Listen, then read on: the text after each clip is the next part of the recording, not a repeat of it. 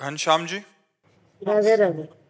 महाराज जी, मैंने 1-1.5 साल पहले ब्रह्मचर्य के बारे में प्रश्न पूछा था। आपके उत्तर ने मुझे बहुत प्रेरणा मिली। आपकी आज्ञा से मैं रोज वो उत्तर सुनता हूँ और पालन करने का प्रयास करता हूँ। इस उत्तर में आपने कहा था कि मन विषयाकार हो जाता है। 5 इंद्रियों के द्वारा भोगों में प्रवृत्त होने में ये मन का स्वभाव है। उस स्वभाव को जो रोक सकता है वही ब्रह्मचारी है। महाराज जी, मन की ये विषयाकार वृत्ति क्या होती है और इसको कैसे रोका जा सकता है? जैसे आपने जो देखा है इस अवस्था में, जो सुना है भोग संबंधी बातें, कुछ तो दिमाग में है ही ना। और पूर्व संस्कार में हम अन्य शरीरों में रहे तो हमारे संसर्ग संस्कार बने हुए हैं काम के। अब जैसे उनको जागृत करना है काम के, तो कोई मित्र आपको बताया काम संबंधी कोई बात, या मोबाइल में आपने देख ली, या कोई ऐसी बाहरी क्रियाएं देख ली, अब वो आपके काम अंदर संस्कार को जागृत करेंगे। तो अब आपके मन में वही चिंतन होगा, मैं इसे कैसे भोगूं, कैसे इस सुख को प्राप्त करूं। वो है वासना में मन, वो है तदाकार मन उसी काम में। और जहां काम जागृत हुआ तो फिर आप किसी न किसी क्रिया में उतरेंगे, और जब क्रिया में उतरेंगे तो नवीन संस्कार बन गया, फिर संस्कार से संकल्प, फिर संकल्प से संस्कार, वो फिर गंदा होते होते भ्रष्ट हो जाता है।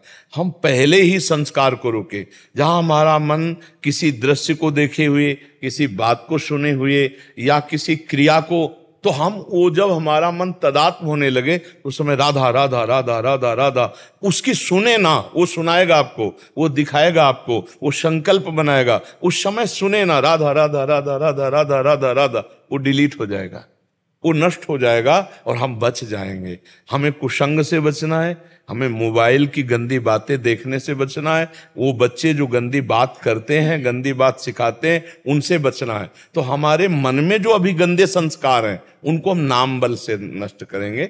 जो आपको नाम प्रिय हो वो उस समय नाम जोर जोर से जपिए, कीर्तन कीजिए, क्योंकि मानसिक अभी स्थिति बच्चे हो तो जोर जोर से कीर्तन कीजिए जो आपको नाम प्रिय हो। कौन सा नाम प्रिय? हम तो अभी हरे कृष्णा। हाँ, तो जोर जोर से नाम कीर्तन शुरू कर दिया। ये भगवान नाम जो है ये समस्त कामनाओं का नाश कर देता है। नाम संकीर्तनम यस्य सर्व पाप प्रणाशनम।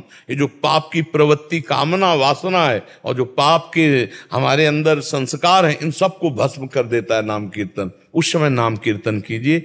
जो हम चिंतन करते हैं ना अंदर अंदर, वही है तदाकार वृत्ति काम की। उसी वृत्ति का नाश करना है। समझ पा रहे हो आप? आपकी बुद्धि समझ में आ रही? हाँ।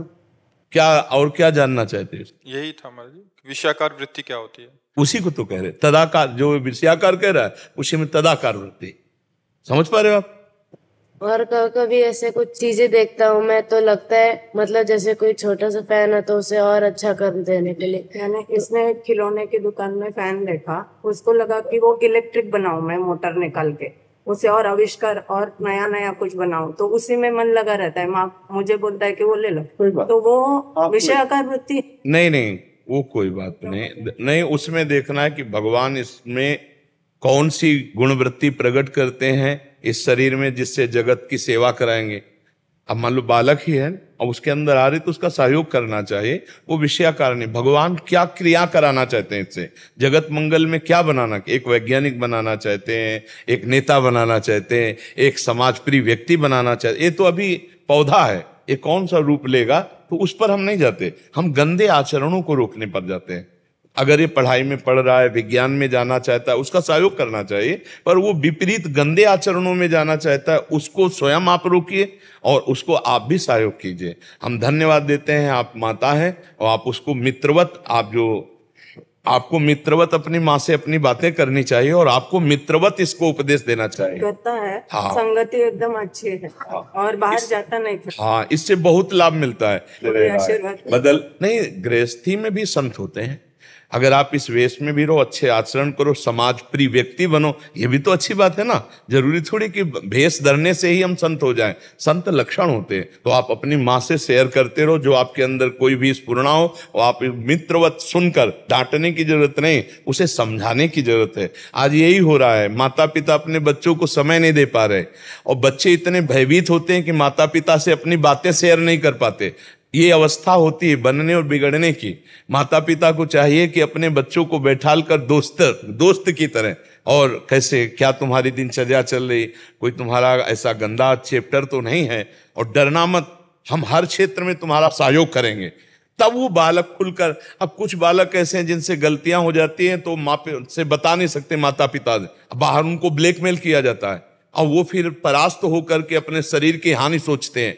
तो हमें लगता है हर माता पिता भाई बहन को ऐसा व्यवहार रखना चाहिए जिससे हम खुलकर एक दूसरे से बात करके अपने निज जनों को बचा सकें, अपने निज जनों को उत्साह दे सके, अपने निज जनों को जो लोग ब्लैकमेल करते हैं हम उनसे बचने का उपाय सोच सके। छोटे छोटे बच्चे, छोटी छोटी बच्चियां ऐसी परिस्थितियों में फंस जाती हैं और जरा इधर उधर हो गया, अब जिनसे इधर उधर हुआ वो उनको सता रहे हैं और वो अपने घर में नहीं कह सकती। तो मुझे लगता है कि माता पिता को खुलकर अपने बच्चों से मित्रवत व्यवहार करते हुए उनके जीवन को उज्जवल बनाने के लिए उनकी कमियों को ढूंढे और उनके सामने रखकर उनको दूर करें, मित्रवत मिलकर दूर करें। अच्छे बच्चे हो, आगे बढ़ो। माता जी आपका पिछले साल सुना था ना, तब से बहुत ही प्रेरणा हो गई। बहुत सुंदर। चल, थोड़ा व्यायाम करते हो?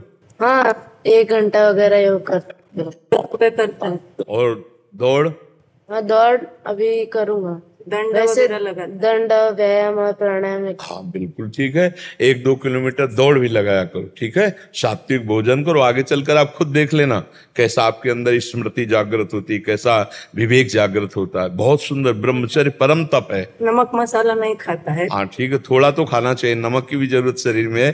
थोड़ा नमक मतलब इतना मसाला मत खाओ तमोगुणी हो जाए, पर थोड़ी जरूरत है। जैसे हल्दी की भी जरूरत है, एंटीबायोटिक होती है, जीरा की भी जरूरत है, नमक की भी जरूरत, कुछ हमारे शरीर को आवश्यक है। उन ऐसा ना करे कि मतलब हम कमजोर हो जाएं, नहीं, हम राष्ट्र सेवा लायक रहें, समाज सेवा लायक। अच्छा सात्विक भोजन करें, बलवान बने और गलत आचरणों से बचें, ठीक है।